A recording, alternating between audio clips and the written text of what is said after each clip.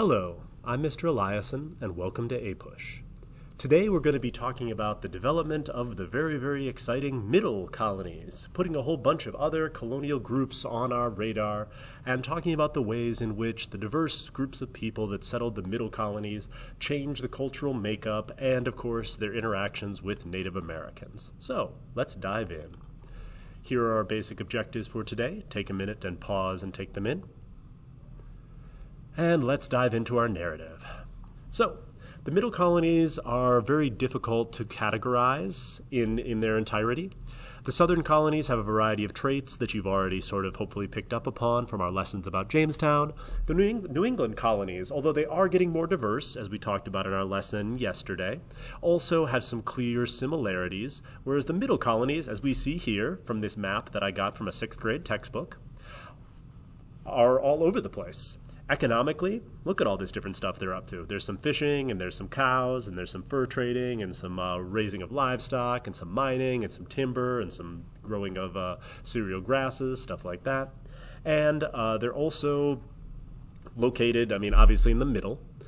And so we're going to try to go through and talk about what led to the development of each one of them. And then at the end, hopefully we'll be able to draw some threads through them all to connect them together and make some generalizations and say the middle colonies were like this. So here are our middle colonies.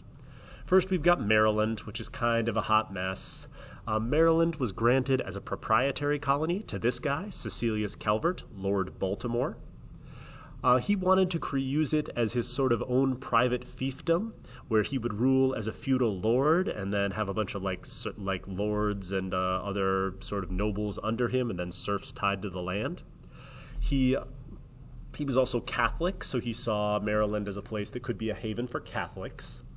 And so the seal of Maryland is his own sort of royal coat of arms here, which is the current Maryland flag, and it's why the Maryland flag today is one of the most unique flags in the country. But unsurprisingly, or maybe surprisingly, or I don't know, it turns out Cecilius Calvert had difficulty convincing people to come over and be his serfs, and also trying to bring enough Catholic people over to make it an exclusively Catholic colony. And so in the end, Maryland ended up being kind of like a mini Virginia economically, in that it turns out it was super good for growing cash crops. And so you end up getting mostly tobacco and indentured servants, and then you get backcountry people in the backcountry. And religiously, he was a Catholic, and he wanted it to be a safe place for Catholics, but he couldn't have a colony exclusively for Catholics because he couldn't convince that he needed more workers. And so they passed the Maryland Law of Religious Toleration, which allowed any Christian group to come in as long as they didn't disturb the peace or try to force other people to follow their religious beliefs. So Maryland is like a mini Virginia, but with religious toleration and acceptance of Catholics, which was pretty rare in the 13 colonies. New York was originally a Dutch colony.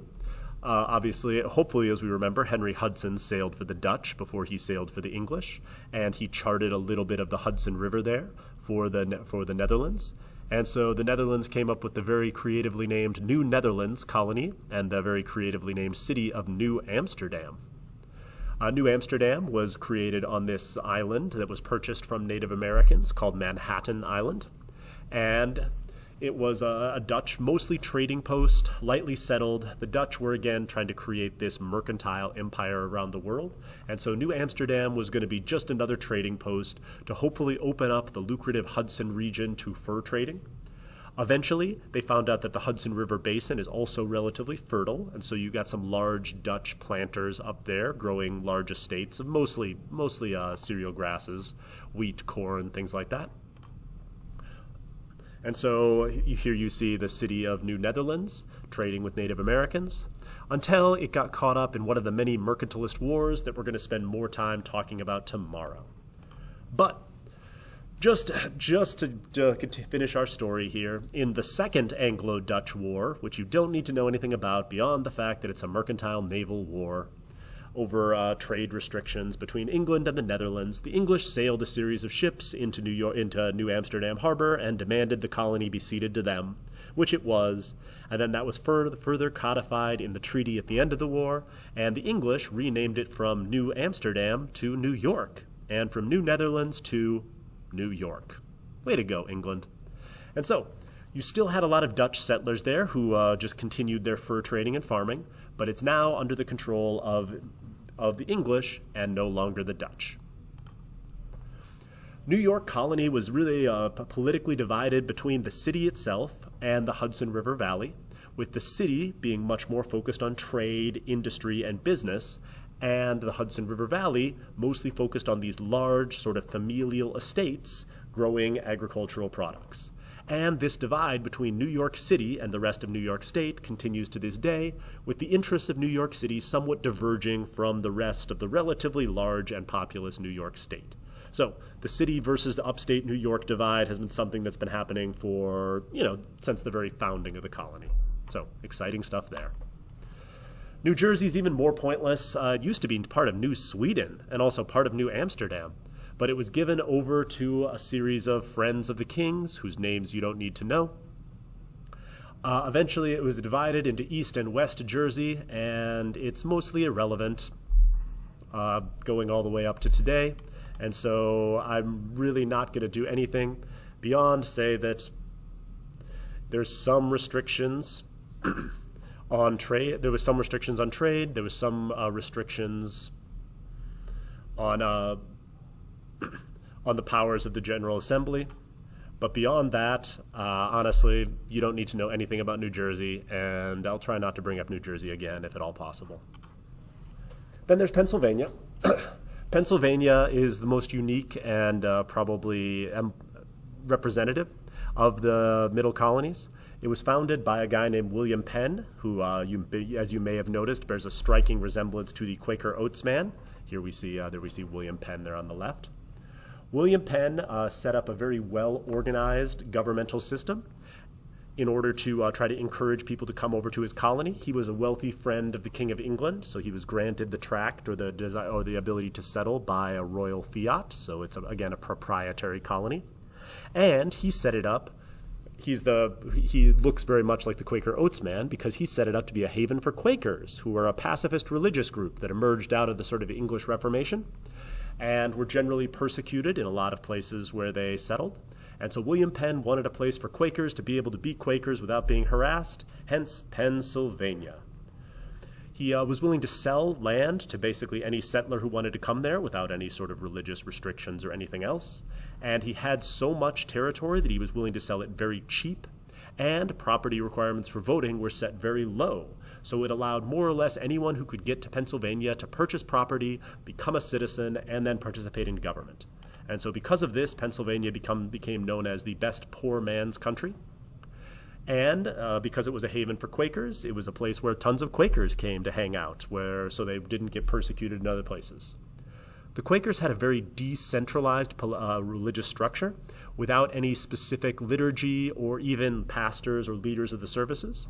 Quaker religious services consist of people sort of sitting in a circle and waiting until the Holy Spirit moves them, and then they get up and speak the revelation that the Holy Spirit gives to them.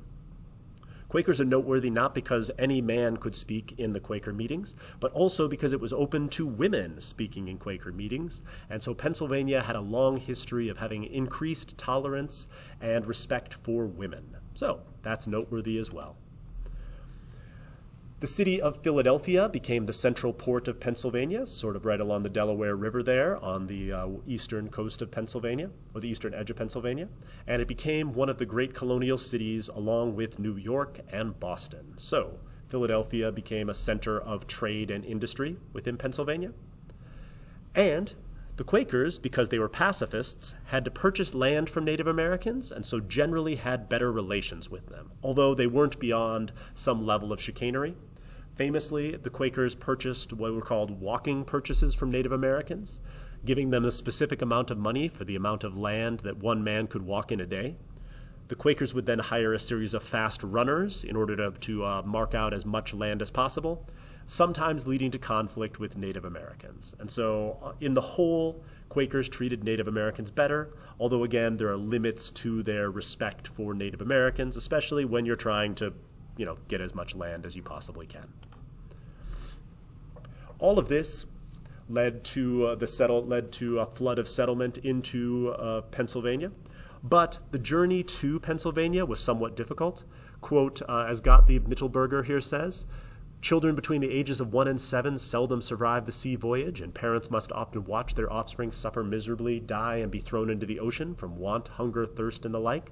I myself, alas, saw such a pitiful fate overtake 32 children on board our vessel, all of which were finally thrown into the sea. And so he advises at the end that, quote, let him who wants to earn his piece of bread honestly and in a Christian manner, and can do so only this by manual labor in his native country, stay there rather than come to America. So, the journey was still hard, life in Pennsylvania was still difficult, but in general, it was better than for a lot of other places. Delaware was technically still part of Pennsylvania, and so we only mention it because we need to put all of our 13 colonies on the big board at some point here. So Delaware, the lower counties, part of Pennsylvania, completely economically tied to them because Delaware lacks a high-quality seaport. But it eventually broke away and was somewhat self-governing, although that wasn't totally recognized by Pennsylvania. In the end, it doesn't matter. Here's Delaware. It's a thing. Now you know it. So, how are the middle colonies different from other people? Well, we'll let J. Hector St. John describe what it means to be an immigrant to the middle colonies. So, quote, they are a mixture of English, Scotch, Irish, French, Dutch, Germans, and Swedes. From this promiscuous breed that race now calls itself Americans has arisen. Who then is this American, this new man? He is either a European or the descendant of a European, hence that strange mixture of blood which you will find in no other country. I could point out to you a family whose grandfather was an Englishman, whose wife was Dutch, whose son married a Frenchwoman, and whose present 4 sons now have 4 wives of different nations. So, the takeaway here is, what is an American? It's a diverse group of very, very white European people now blending together into this new race of very, very white people. So that wraps up our middle colonies. Hopefully you can answer the key objectives that we saw at the beginning. And for tomorrow, we'll bring in the economic system of mercantilism and start tying the colonies together more economically as they continue to grow. Thank you for listening.